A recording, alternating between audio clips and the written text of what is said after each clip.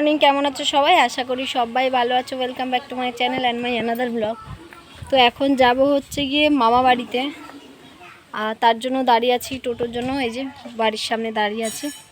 তো টোটোকে ফোন করেছি, টোটো চলে আসবে। আমি, সিজু আর মা যাচ্ছি। এই যে মা আর এই যে সিজু, সবাই মিলে যাচ্ছি।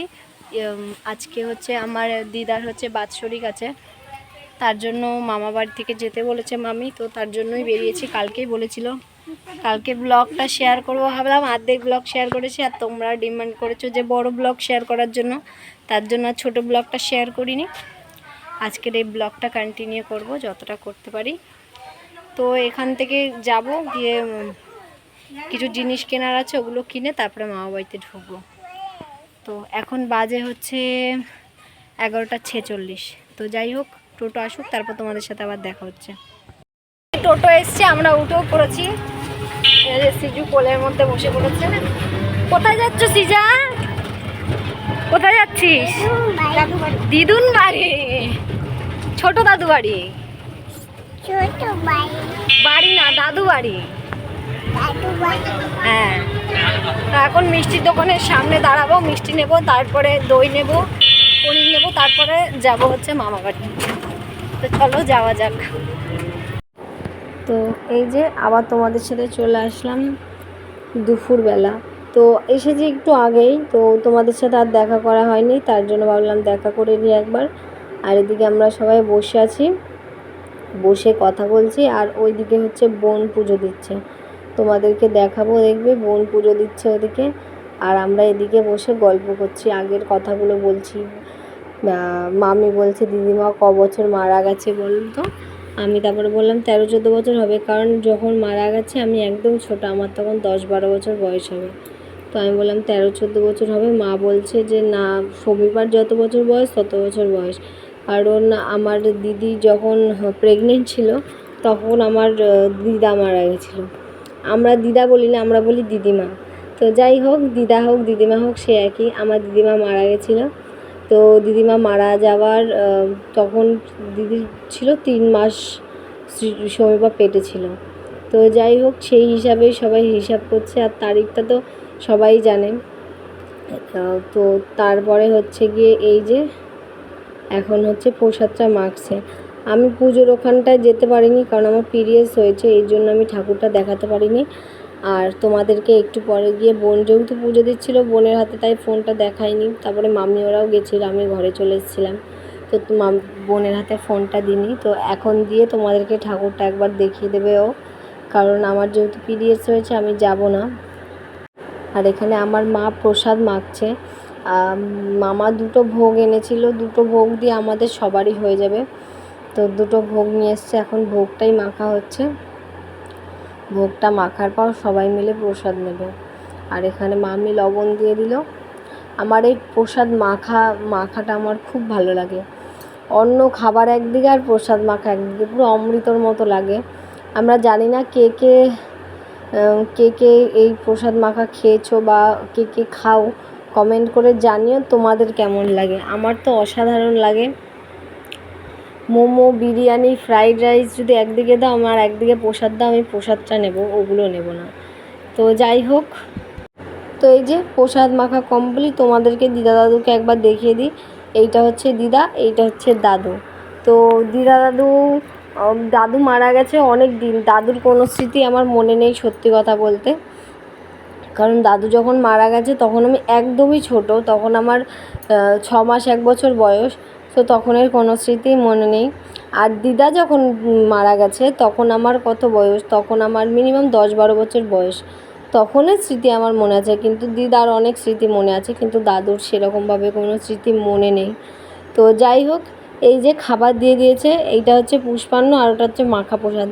পনির নেব না বলেছি, তাও 2 পিস পনির পড়ে গেছে আমার পাতে। 1 পিস মামি দিয়েছে আর 1 পিস প্রসাদ মাখার সাথে পড়ে গেছে।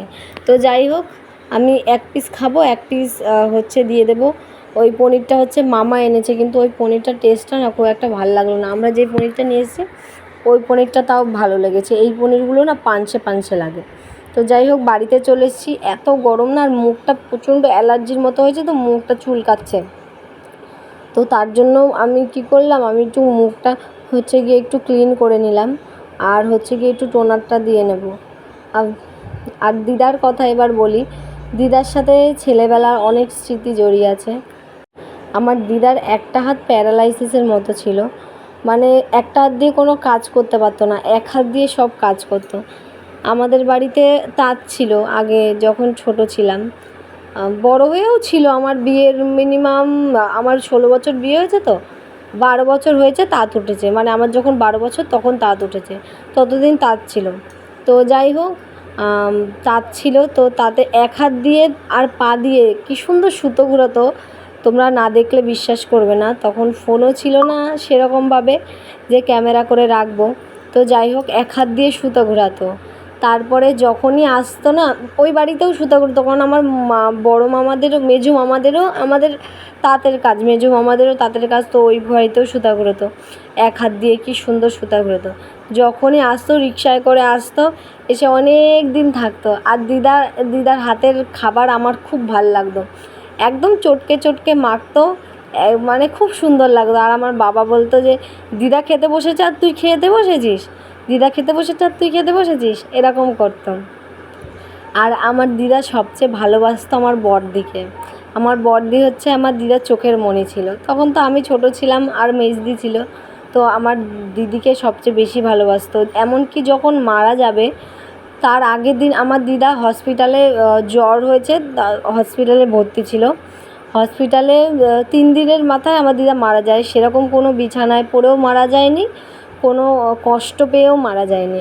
যেদিন মারা যায় তার আগের দিন আমার ছোটো মামিকে বলছে যে আমাকে মান্টির শাড়িটা বের করে দিবি, মান্টির শাড়িটা আমি পরবো।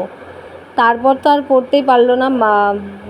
তখনই মামি বুঝতে পেরেছে। মামি বলছে ঠিক আছে তুমি ছুটি হয়ে তুমি বাড়ি চলো, তোমাকে আমি মান্টির শাড়িটা, মানে আমার দিদির নাম মাম্পি, সবাই মান্টি মান্টি বলে ডাকে। তো বলছে ঠিক আছে চলো তুমি বাড়ি চলো, তোমাকে আমি মাম্পির শাড়িটা নামিয়ে দেবো।